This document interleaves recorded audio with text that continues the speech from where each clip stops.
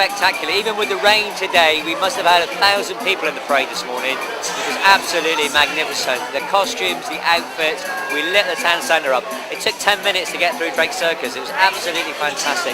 And as you can see, the rain's gone off now. I'm waiting for the sun to come out because it's going to shine in a minute.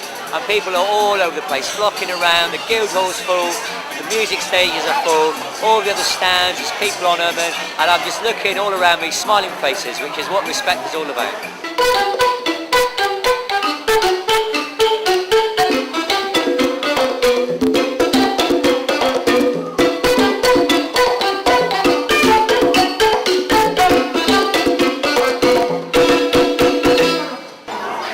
It's really good. Like, it shows that Plymouth is multicultural.